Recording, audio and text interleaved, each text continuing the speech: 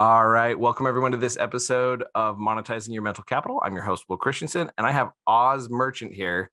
Oz and I met at a conference in New York a while ago. And it was funny because I was like, man, how have I not met you yet? We know a lot of the same people. Yeah, appreciate it, Will. Thanks for having me on. It was, yeah, we went a pretty long time without meeting, considering how many Yeah. people we know. And then, of course, Jess is super connector. She's like, you Yeah. need to meet Will. Yeah. Yeah. That's exactly. Jess Wright is she's at AO2 marketing at the moment and doing a great job over there. Joined the Seller Labs team when they were acquired for the agency side of things. And I've stuck over with Seller Labs and I'm on the tech side of things. So pretty fun stuff to connect some dots and see where all of that goes. Oz, right before we hit the record button, we were talking a little bit about fintech companies, and I was rattling off random fintech companies, and you knew about many different fintech companies that I've actually talked to a lot of e-commerce sellers before who didn't really like. They know who Stripe is, they know who, some of these different players are out there, but they didn't know who some of those players were. And you spoke about them as if, you had done business with them a lot and had a lot of experience. Tell me a little bit about your background. Yeah, so I'll start back with kind of act one of all of this was retail, wholesale the brick and mortar side and manufacturing. Then Act Two became very much high tech space, so all SaaS. Did six startups, and then getting into the e-commerce space, and that was kind of an interesting convergence of kind of Act One and Act Two because that really is technology mixed with kind of retail. So it was an interesting blend of that. And then the last company, Vibely, which was a fintech company. So that got me a lot of exposure in the fintech space. Actually, the company prior to that was also kind of a fintech play from a procurement and fintech standpoint. So we Mm, also had procurement card and basically doing taking all the procurement stuff, putting it through kind of our platform and streamlining that process. So kind of competing with Concur and some of those guys. hmm, I love it. So Oz, and tell me a little bit more, Oz, about the first time you can remember monetizing your mental capital. When's the first time you can remember thinking back and being like, "Oh yeah, I had this idea." We were on earlier today with a guy who, he literally he was such a good painter as a 5 year old that he was selling his paintings to his fellow students, and he lived in a country where that was, capitalism was not okay, and his parents actually got called onto the carpet for it. Like, hey, what is your son doing here? So like he can remember clear back then, diving in that way and monetizing mental capital. What's the first time you can remember digging in and monetizing some mental capital? So maybe not that far back, but at least kind of the first time I recall kind of understanding kind of the value of supply and demand, and that there's something of value and people willing to pay money for was around probably like age seven or so. And it was nothing significant, but just still meaningful enough to me. So basically, we were living kind of in these apartments, and there's like the strip of woods behind the apartment, and I was walking through there, and I guess one of the kids that lived kind of right behind that particular set of woods kind of came out and said, "Hey, this is kind of my area. You're not supposed to be back here playing." And for whatever odd reason, it just dawned on me to say, "Well, how about I buy it from you?" And he was like, "Okay, how much?" I was like, I had $1 on me, so I was like, no, actually it was like 50 cents on me. So I was like, here, I'll give you 50 cents for it. He's like, okay, sure. He was all happy, and he took the 50 cents. And then the next time I was out there, because I was like, hey, I kind of own this piece of real estate now. Of course, that's what a 7-year-old will think. So, and I see him come out there, and I'm like, hey, wait a minute, this is something I bought from you, so you can't be out here unless you want to pay me for it. So, and I ended up making like $2. So like, 4x my money over the course of, whatever, a couple months. But just the sheer fact of like, oh, okay, there's something that somebody wants and they're willing to pay money for it. And I can kind of buy it and make money off of it. So So at that point, anybody who came to that strip of woods, it was like, hey, this is a toll. You want to play this back isn't, here? I own this. I yeah, own this part of the woods, and you want to play back here? You know, gotta give me a quarter. exactly. I was actually charging like I think 50 cents or a dollar for each time. But yeah, if I was at this age, I would be like, okay, maybe I should have like paid somebody 10 cents an hour just to sit there and watch if anybody comes back there, because I was only charging if I was out there, and if I wasn't out there, I wasn't going to get paid. So there's Oh, probably that's ways to scale it. hey, you know what? It is very interesting. I actually Oz, I think my favorite part about asking that question is how random the answers are. I bet. And unofficially purchasing a piece of the woods for kids to play in. That's not what I've heard before. So I'm impressed. So your 7-year-old brain was like, wait a second, I own this now. So like you wanna dispute my claim. Like actually, did anybody like call you on it? Like, well, no, you don't own this. Like I've been playing here for years. No, I mean, he was the only one that's gonna ever pay me, because it was not like a written contract or anything. It was literally, he's the only one that would know that, yeah, okay, he's technically bought this from me, so I should pay him something. So it's not like Oh, oh, that's even better. So the all the money you made was off the same kid. oh yeah, it's off the same kid. Yeah, it's not like Sherwood Forest, where I feel like nailed in a sign that says this is property of Oz. I love that because I mean, so you had a customer of one, you doubled your money. Just Four making extra money. sure 4x your money. Yeah, Man, if I could 4x my money every time, in a few months. yeah, and if in a few months I 4x my money, yeah, Yeah, and because I I'm think pretty sure I forgot about it after that point, because like I got, or winter came or fall came. I was like, yeah, I'm not going all the way over there. that's amazing. I own this stretch of woods. Well, how about I buy it from you? Okay, so Oz, you continued to apply that idea of supply and demand throughout your life, and I when we very first met, I teased you about your name because I was this is not fair. The rest of us don't have cool names like Oz Merchant. Do you know what your name means in Hebrew? So Oz, there's a meaning in Hebrew and there's a Turkish meaning. So one is the core of, and one is courage. So in Turkish, I think it's the core of, and in Hebrew, it's courage. Yeah. So I was on another call with I cannot remember his name right now. The one of the founders of Gatita. Um Winnie or yeah, yep. okay. And he was we were talking about your name and he was like, yeah, that means like brave or courageous, right? And I was like, oh, that's just not even fair. Like like brave or courageous merchant, like I think my name means protector, Christian, some son of the Christian protector or something like that. So I'm impressed. Have Well, you in go this ahead? place, the biggest issue is everybody just thinks that, if I come at the show and stuff, they just think that's the name of the company. So then everybody asks me my name, even though it's written right there. It's like, so, and what's your name? I'm like, it's Oz. It's right here. Like, well, isn't that the company name? So they see the word merchant, they just assume company. So So they assume that the name of the company is Oz Merchant. Oz Merchant. Do you own a company named Oz Merchant, Oz? I do not. I'm In fact, feeling like that. I've been trying to buy the domain for 21 years now. Somebody's been sitting on it in Australia. I'm gonna have to hire a hitman or something. Yeah, I mean, they haven't done anything with it. It's just literally parked there for 20 some years, because it's Australia, Australia and merchant. It's like, somebody's gonna want it at some point. Oz Merchant. Yeah, that's exactly how that's interesting. That's interesting. I know a guy that lives down there. That you might be at a point where you're gonna have to go, find somebody, right? Like if they're not answering emails, gotta go find No, I somebody. mean, I've never tried. I'm sure they would be willing to sell it. I just haven't got around to wanting to buy it.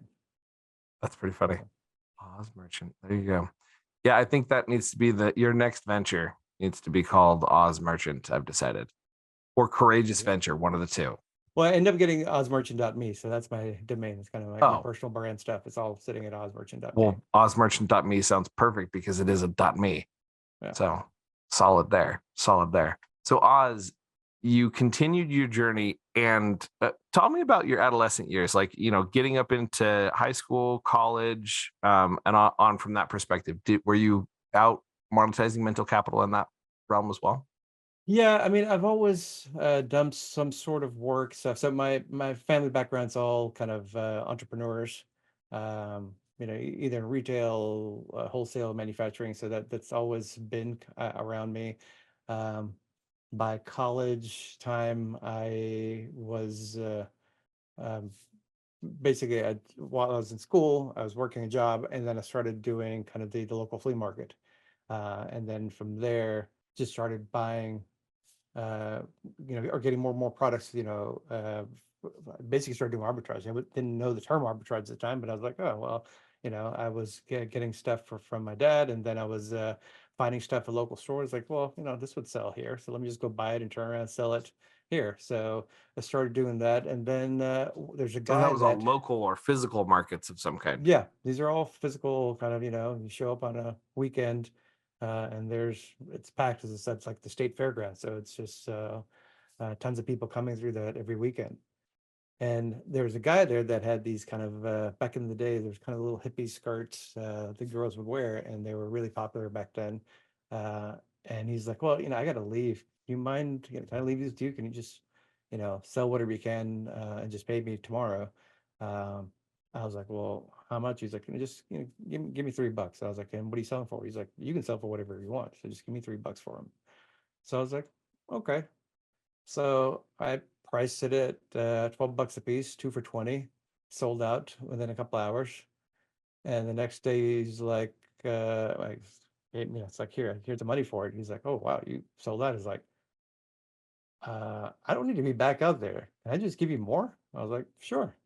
So then I started buying more and more of those, and that just became kind of a new kind of product line I started carrying.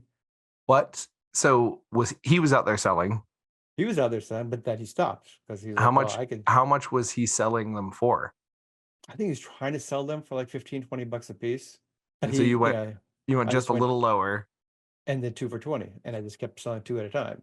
Yeah, I mean, when I looked at the margins, I was like, there's the cost of goods with $3. There's no much other cost for being there. I'm already there. So there's no Yeah, kind of factor in for COGS and OPEX. So it's like, all right, I'm there. I'm selling other products. I just have a way to sell stuff that's moving fast and that's good margins. nice, nice. So and then I expanded that to say, well, there's other stores and stuff that want this. Then I started going across the state and start selling them at two different stores and malls. So I started selling at wholesale. So I was like buying it for 3, selling it for 7, and then they were turning around selling it for 20. Interesting. And so, was he your sole supplier at that point, or did you have to go out and find another supplier? I used it for a while. Then I went up to New York and said, okay, let me go find where he's getting them, and I was able to get it down for about $1.50. Their distributors got to buy, or importers bringing them straight from India. Interesting. So that's a very interesting example of obviously a physical product. And where is that kind of the first place that you got introduced to the idea of selling physical products? No, I mean, well, I kind of grew up in there. Like I said, my family always had like retail stores and like physical brick and mortar stores, in between retail and wholesale. So I've always been around physical products. This was just, me selling kind of something on my own. So and then just going and doing it across, do more wholesale really, because at that point then I just started driving up and down the East Coast. Right, So this is driving up all and down still the East like Coast. So, and it still in was all this college. same product line. Yeah, just the same product line. Still in college, still, whatever, 19, 20 years old. All hippie skirts. All hippie skirts. My next question is going to be one you've got to answer honestly. Did you ever wear one? I did not, but my girlfriend then and now wife did many times, and There you go. a She whole she bunch had of them. access to many different a variety of She did. those. Yes, very much. They were very popular at the time. I mean, it was just like almost every store would kind of have it, or someone big department stores were doing kind of variations. That look, this is all like mid early '90s. Interesting. Very interesting. So landed on a good trend there. And from there, did you continue down the physical goods route or did you shift over to doing more of a non-physical, non-tangible good? No, I mean from there. So by the time I kind of graduated, I actually got a degree in like textile. So the whole idea was to kind of running a factory and stuff. So my background is like supply chain and production management. So it's like how to run a factory, how to make it efficient, and uh, understanding the whole logistics side of that side of the business. So the issue was by the time I graduated, WTO had passed, NAFTA had passed. The people before I graduated were like there was 97% placement between May you graduate and August. 97% of graduating class had a job in the field. By the Hmm. time I was graduating, it had dropped down to 70%, and almost every person was saying, "Hey, do you speak Spanish? And are you willing to relocate to Mexico or Honduras?" Holy crap. The world changed considerably for textiles in that few years in the US. Based on 9/11. No, it's all pre 9/11. This is because of WTO and NAFTA. Okay. So NAFTA is the thing between Mexico and Canada, and then WTO is World Trade Organization, but basically it's just the trade kind of agreements around the world between different countries. So when all those things passed, I mean, before that, those two things passed, there was a lot more production that actually happened in the US. So, Interesting. you get, in North Carolina, so where I'm at, I mean, there's tons of factories that were here. Denim was coming from here. I mean, people were buying American because it was all made in America and it's cheaper. And then, everybody decided to move to Mexico or Central America, and they're like, okay, we can save a whole lot more money. And Huh. basically, the industry in the US kind of started disappearing. Is that because I mean was that because the um I mean were the exchange rates not as favorable? Like cuz No, when they now opened it up, so there's no duty or tariff. They've removed all that. That's what NAFTA did. So you could basically have a factory in Mexico, have it trucked over to the US, and you're not paying anything. You're not paying a premium for oh production there. So Cone Mills opened up, they bought up like a bunch of land there, and they just opened up, this is, yeah, I guess like late 90s. And they bought all the land, opened up a facility, and said all their regular kind of downline in the supply chain said, hey, we'll rent you the space, kind of move your whole facilities down here. So they made a killing because they just brought their whole supply chain with them. wow. So at that point because there were no duties or tariffs, you you know with the duties and tariffs that meant that it cost as much outside as it did inside Well, to cost would cost more because of the cost of kind of bringing it in the country. But all this did was now got it just increase the spread because the market already says, well, I'm going to pay back in like $35 for a pair of jeans. So I can keep it $35 for a pair of jeans, but guess what? Now my spread just increased. Now my production cost went from 22 down to 16. because you were able to do it overseas where the labor is cheaper. Labor's cheaper, and I'm not having to pay any type of duty tariff to bring it over. Interesting. So shifted everything for you. What did you do? Got into tech. So it's like, all right, there's this other industry that's emerging called tech stuff. So this is intriguing. I like computers. So let me go explore that. And that's how I went into more the hardware side of the tech world for a few years before I got into the software side. Okay, But so tell me about the hardware side. What did you do on the hardware side to begin with? selling computers primarily. Like Hardware. So building that's them or No, we were selling like resellers. So we did selling HPs, compacts back in the day, Packard Bells, maybe even back in those days. yeah, I remember those brands. So so a lot of those just reselling that stuff. So and there was like before that there was a stint where I was doing like big the fax machines and big copiers and stuff. Hmm. So that was my intro into sales and all that was. Have you heard of Sarah Blakely Mm-mm. from Spanx? Mm-mm. You're seen like Spanx. So she, self-made billionaire. She was like the first female billionaire under 40 that's totally self-made. But before she did that, she was doing copiers and stuff. So she was actually my sales trainer. So I spent 10 days with her learning kind of how to sell copiers and how to sell, like, because these things are anywhere from, 20,000 to $150,000. So, how to Interesting. move that kind of hardware. So, And so you worked under her to so she was the sales rep. So I spent 10 days with her down in Atlanta. So that same year is when she got onto Oprah. She's like, said, hey, I'm going to be on Oprah, making, doubling down on the Spanx thing. And then, you know, that's the last you heard of her, because she just went on a rocket ship to becoming a billionaire. So, interesting. And so, wow, that's pretty cool to rub shoulders with someone like that. yeah, yeah. I mean, so she's on Shark Tank a lot. She's one of the judges on Shark Tank. She's, just has an amazing story. So it was cool to have kind of had spent that time with her, and then kind of throughout the year, we were kind of touching. The last thing she sent me was like, "Hey, I just got okay to get on Oprah." So she was the Christmas story. So like everyone had a Spanx under their seat. Interesting. Interesting. So where from your perspective, and as you kind of that sales, was that part of what led you to then get in and figure out like the influencer or the that other side of the market, like getting into tech? Would you say that Well, influenced that? well, the sales part of it, because that's kind of what the entry into the spaces were always. I was not like I wasn't coding anything. I was always on the sales go to market side of things. Okay. So I was doing the hardware sales, and then I kept hearing people like, no, like, look, if you really want to do this stuff, the margins, because I mean, software is so different than hardware. They're like, if you want to even make money, you need to be on the software side of things, because hardware is just, the cost of goods are so high that I mean, everybody just makes pennies. Even when you're making your own brands, it's just very uh, smaller margins versus software. You're talking about 80-90% gross margins, Right. versus the hardware side, you're talking 40%. So as So you dug into that, it was kind of following the money then to see that side of the market.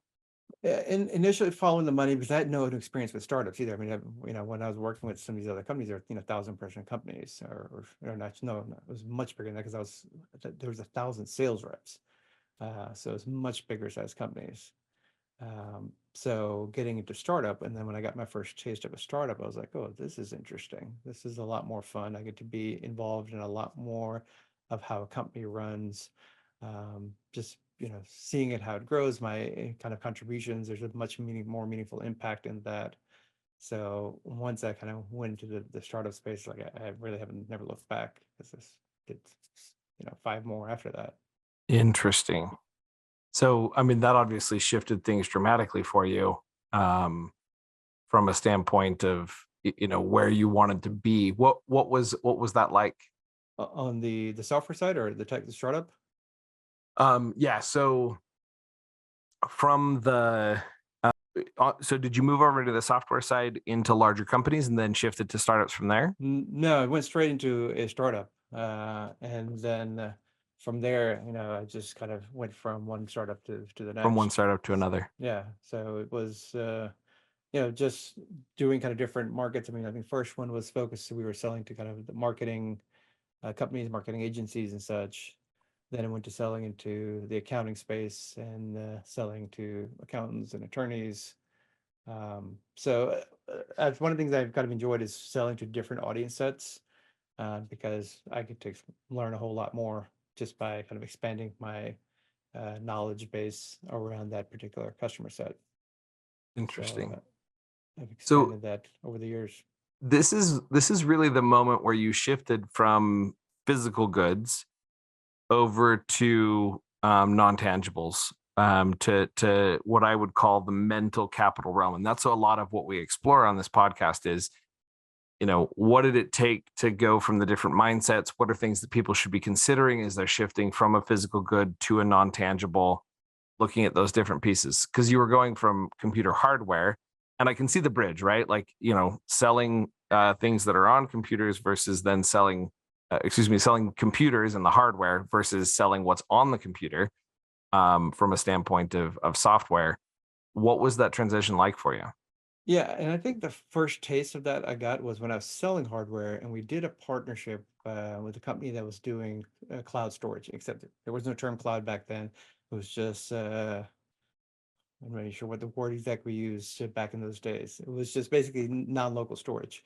Um, and at that time, I think it was like I think it was like 5 megs for $25.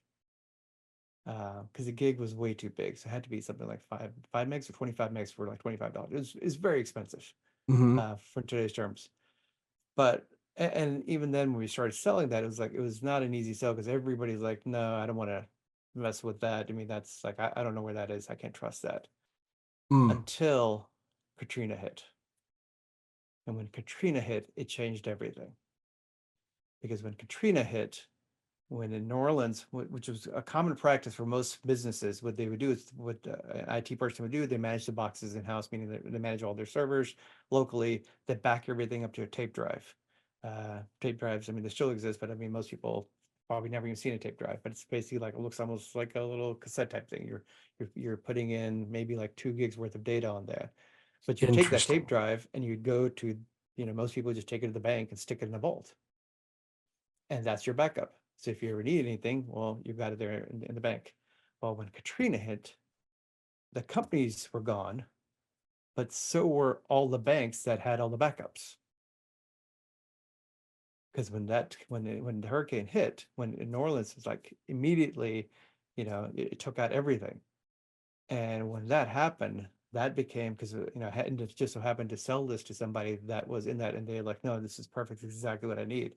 That became the story of, okay, let me go start sharing the story. And that made it very easy for people to start connecting dots and say, okay, well, I can have my backup and you're going to have it hosted in Atlanta and then have a redundancy in Las Vegas as well. This is pretty cool.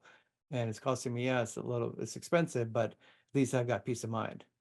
So were you, I mean, at that point you were taking that backup and then like forwarding it on, like mailing it No, to no, your, because this was the early stages of clouds. I mean, they okay. had a data server and they had a redundancy built in Vegas. So they had Atlanta servers and they had uh, Vegas servers. So they were doing kind of all the backup for like a disaster recovery between the kinds of two data centers. But this was all new stuff because, like I said, there's no concept of cloud back then. This is like 2005, I think, right? When Katrina hit 2004 or five, somewhere around there, Yeah. five, I think. So still very So early Katrina days. was the moment where people realized, oh crap, this has got to be in multiple places. They were able to see, because if you're in IT, you're like, okay, that hit home for folks that, okay, yeah, I don't want to, because, part of your role is to ensure, continuance of the business. And from a data standpoint, you got to make sure servers are up and you've got access to all the data because you're servicing whoever you are for your customers. So that's kind of on you as kind of the head of IT. So that became a critical piece to solve for, because what if that happens here? What if there's an earthquake? What if whatever? Um, and Yeah, there's other 2005. murmurings around of something like this cloud thing, even though nobody's still calling it cloud then.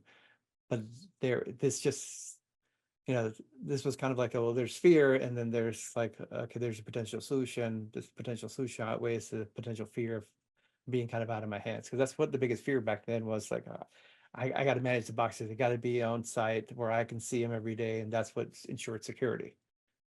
And for me personally, what that did was really started leading me down a path around story selling, because I was like, okay, it's so much easier to sell when you have a story to tell rather than just trying to sell features and benefits. It's like it hits home for people. Yeah, do you want to be the one who is stuck that way without all that data and like Yeah, literally without any of those records? exactly. I mean, what would that do your business, and what kind of impact would it have from the standpoint not only just kind of the lack of data, but your compliance? I mean, if you part of your role or that your company is you have data of your customers, or anybody, maybe like if you're doing some sort of background check or something, so you've got social security numbers and all that data. Well, what if you lose all that data as well? What's the impact and what's the expectation, the recourse of that? So yeah, it became Fascinating. very meaningful. So I So got a taste of that. Then to go to software, it made it okay. Well, yeah, there's something about the software thing that people are interested in it, and it's once you can tell the right story, it becomes a much easier thing to sell. so telling the story of the need is a key part of the sales process with a non-tangible. Yeah, I mean, when it comes to the hardware, if something that's a commodity like a computer, it's like, okay, why am I buying this instead of a Dell? You're kind of doing a kind of feature comparison. You can say, well, we're made this way, but so much of it is like, well, what do you want in there? You want to add a cooling system? Yeah, we'll make it cooler. It'll probably run better. You can increase your processing power. You can kind of pick and choose. So there's not a kind of that much differentiation. On the software, it really became about solving problems. And when you're solving the problem, okay, we were like the first company when I was doing the software, which was the cloud. What we were doing was, and if you don't have something like this is still how it's done. So basically, if you're in marketing, you need to get something approved. You're going to do like a one pager. So it's like Seller Labs wants to do a one pager that we want to Mhm. say, this is going to have this image, this context, or these kind of words, this graphic, and this is how it's laid out. Well, before you push it out, somebody needs to kind of approve it. Well, typically the path would be back in those days, you take it, you print it out, you put it in an envelope, you write a list of the names that need to go look at this, and each person would get it and they would look at it, put the check mark, say they approved it, put any comments on it if they had it. And after a week, you'd get it back and probably with coffee stains on it. Interesting. That was the So path. that We was the digitized path. that whole thing. So Yeah, we to digitize that whole thing so you don't have to sit there and send out anything. It's all done through email. You just log in. You can see what it looks like. You can put your digital comments right on there, and it will alert, notify the person once your comments are in there.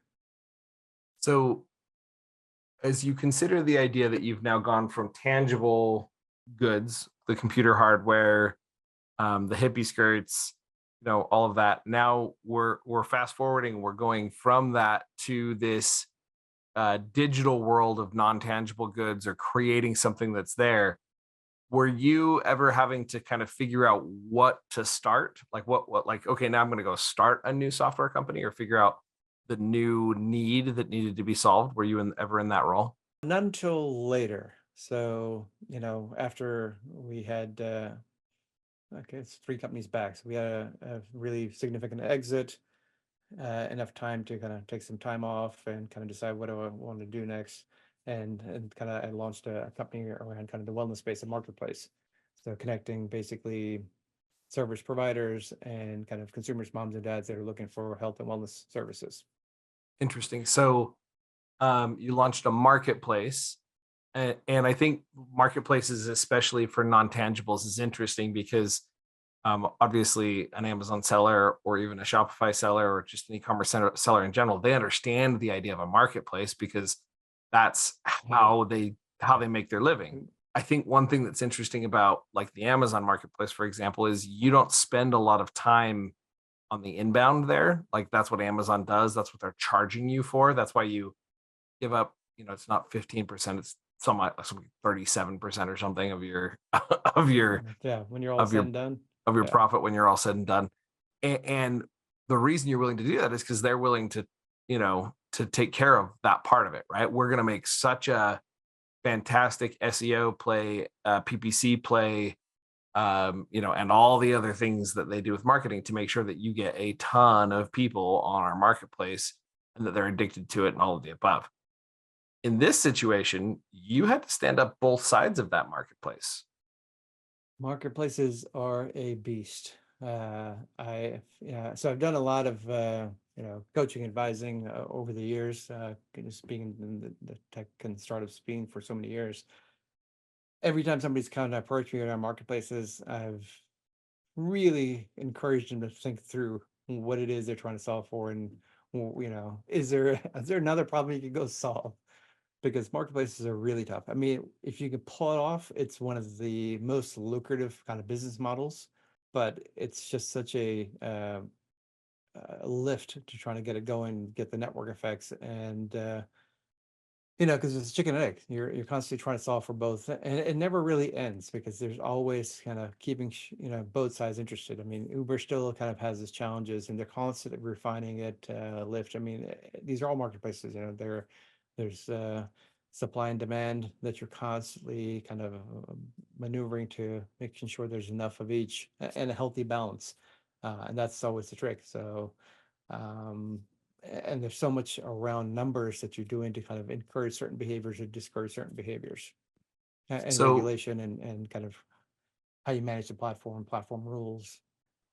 so if an e-commerce seller came to you today and said, "Hey, I've got this idea for this new marketplace," or "I've got this idea," they start to describe it, and you start to realize, "Oh, that's a marketplace." What are some reasons? You mentioned it's extremely lucrative. You also mentioned that if you can pull it off. You mentioned that it takes a while for the network effect to get off. What other advice would you have for someone who's considering the idea? One, I guess let's ask two questions. One, how do I know that my idea is a two-sided marketplace? Like, what are some things that I can ask myself to identify? Oh, that's a two-sided marketplace. And then, what advice would you have for me if I was bound and determined to do it anyway? Yeah, if you're making something and you can sell it, then it's not a marketplace. If somebody else has to go deliver that service, like a Upwork or a Fiverr or somebody that, you're providing the means to have somebody else deliver the service, then you're a marketplace, whether it's product or whether it's a service, either service marketplace or product marketplace. So if you're Um, making it and selling it, and so whether that's software or a physical you're good, B2B or B2C. that's B2B or B2C. Yeah. If you're creating a place, so if you're selling something that somebody else makes, then Either that's a somebody marketplace. else makes or somebody else has to deliver as a service. Makes or So, creates or does, that's a marketplace. Okay, all yeah. right, I like it, I like it. So, and ideally, the best way to go about it is if you've ever heard of OpenTable, Hmm. they had a really solid way of kind of entering that, where they basically made it as a B2B sale. They basically made here's a platform for doing your reservations. Or no, actually, it was just kind of a restaurant management piece. So Yeah, basically, there's value in it if you just buy the software from us, because it'll help you kind of and manage then once your they had restaurant. enough supply. Exactly. Once they had enough of that, then they opened up the other side and said, "Hey, well, we know exactly how many tables there are at each one of these. We know how many spots there are. We can see even from the data where's kind of the supply and demand inside of the restaurant, where the peaks are." Um, Now there's some value to say, well, let us kind of feed some of that audience to you, and we can charge you kind of a fee for that. So OpenTable is kind of historically one of the best that's kind of executed that really well, and they solved one side of the marketplace, one side of the chicken and egg first, and getting value and got revenue for it before they actually turned it into a marketplace. Interesting. So one thing I should consider, and I'm currently applying this to my own. I on the side I have a gig right now where I clone entrepreneurs. So I have young entrepreneurs that I pair with experienced entrepreneurs who don't have any time, and I call it a cloning tool or table because we're able to help the entrepreneurs who don't have any time gain back time by bringing on this young entrepreneur who just they've got time but they need experience and the connections and all of Nice. the other pieces of that. And I've Almost like had a Big multiple Brother people be program. like, say it again. Almost like a Big Brother program. Kind of like a Big Brother program. Yeah, you could put it that way. I put the entrepreneurs apprentices is what I call them through a series of tests, and I only let the ones through that actually pass all my tests, and then I connect them with the entrepreneur, and the entrepreneur is paying me on a monthly basis to help maintain the relationship and coach them both through the process and kind of connect those dots. And multiple people have said that's a two-sided marketplace, and I was like, Yeah. okay, yeah, I can It's a see what you're. curated marketplace. That's exactly what it is. Yeah.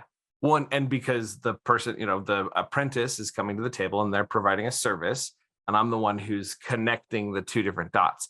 And so now you've got me thinking like, what part of this process could I solve and create enough value and get paid for it that would solve the supply or the demand side of what's there?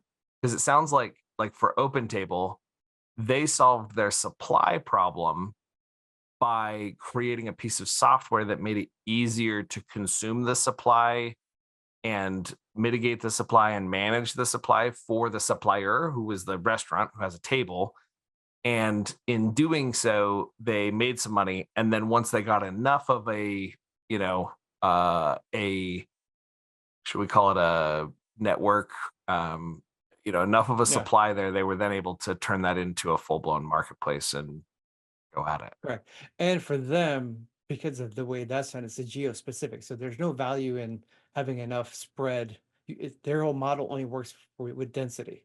You have to have enough density in a specific area to be of value to the residents, consumers in the local space. Yeah, the comparison isn't valuable unless if you've only got 2 restaurants on your platform, it's like, yeah, this wasn't worth even Yeah. looking at. You can have 100, you could have 100 across the whole state, or you could have 100 in one city. It only works if you have 100 in one city with that Yeah, type of a play. interesting. Same thing with Uber. It's like it only works. But those are geo-specific. So there are other types of marketplaces that are not geo-specific. And long as people are online, you can make that work. Man, so that's if you are an e-commerce seller and you're considering setting up a geo-specific two-sided marketplace, that geo-specific side of it seems like it would make it twice as hard, Yeah. to identify and connect those dots, because it's not just about anybody I can find online who wants to connect with this. It's now, just the restaurants here in the, Yeah. in my So city. like Uber will basically start seeding a market for a year before it's ready to go into the market. So and seeding is in Getting a um community manager there, getting to start building relationships, contacts, getting interest for drivers, because you have to get drivers before you can get people interested in wanting to take a ride. right. Um, so in fact, what I'd heard was interesting, the model, because you're always trying to figure out kind of what's your kind of edge into with marketplaces, because you're constantly having to get subsidize one side of the chicken or the egg to make it work. So Uber's strategy was to go into a market, raise a bunch of hell, piss off a lot of people, and get a lot of free media exposure as a result of that. Interesting.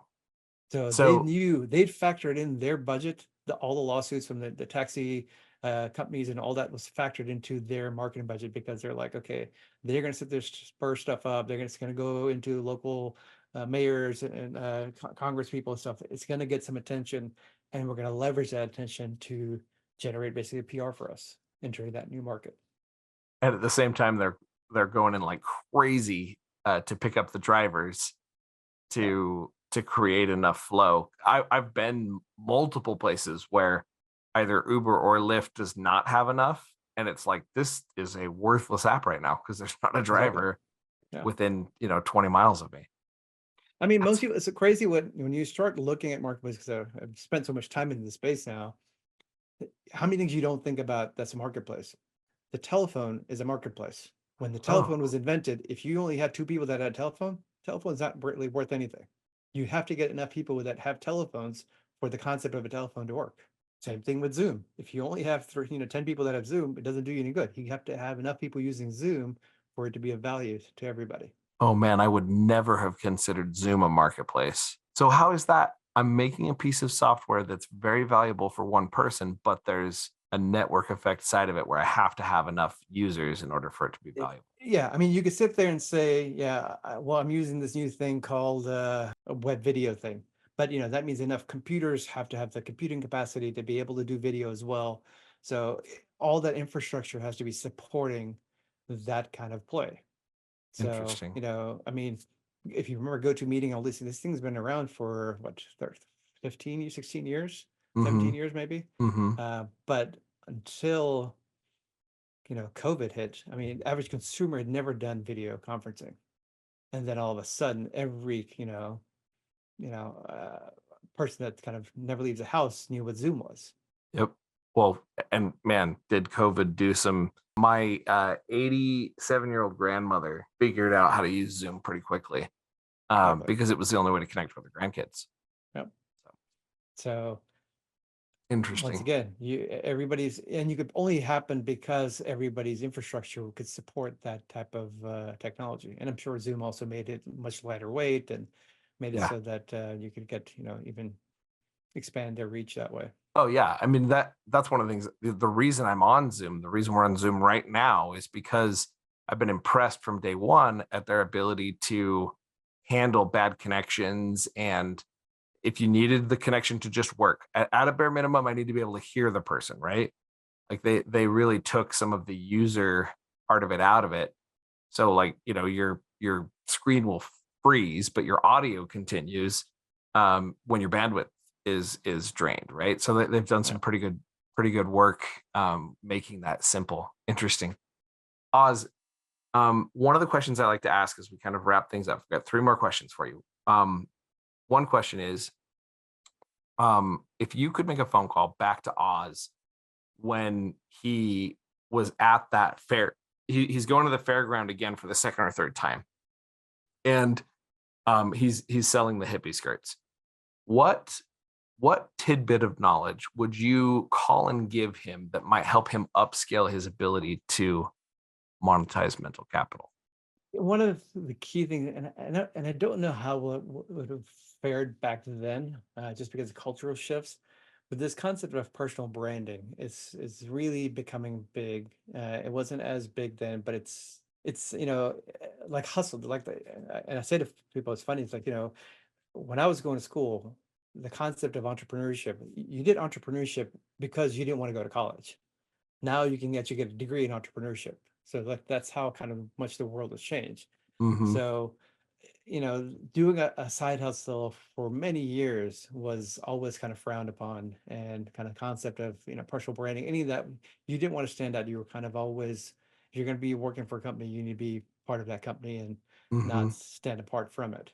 Yeah. Um, but it's, now times have changed, but it's like that ability to kind of think of, your personal branding, your own self-worth, and plays, if I could just put that seed early, many years prior to, I think that could put a Remember that person on a personal very different branding is trajectory. it, remember that your own personal brand is an asset, essentially. Very much, very much. Yeah. I like that. Um, so, and it's an asset that kind of pays in dividends. And the earlier you start on it, it's kind of like, compounding interest, Yeah. has a much bigger return I the sooner I you start. couldn't agree more. I kind of wish that I had known that earlier in my career. I started working at data automation. That was the first startup that I really got into, and we would automate anything for everyone. And we did a podcasting strategy there where I got out and I was on probably 40 or so, 40 or 50 different automation podcasts talking about automation, connecting those different dots. And I realized that I was getting some notoriety in kind of speaking in those different tracks, and spoke at Prosper and several of those different things. And at that time of my life, I had a personal crisis and had to shift away and started focusing on my mental health for a while, and so kind of stepped back from that scene of being out there talking to people. And I didn't realize it at the time. I've talked to people now who they were like, "You were everywhere. Like everywhere Mm. I turned, you were talking about automation," and I had no idea that I had created enough of a stir in that automation market before it exploded, that had I continued down that path of personal brand, I probably, and I still plan to write a book and look at some of those different things. But I see a missed opportunity there because I didn't realize how powerful personal branding could be. Yeah.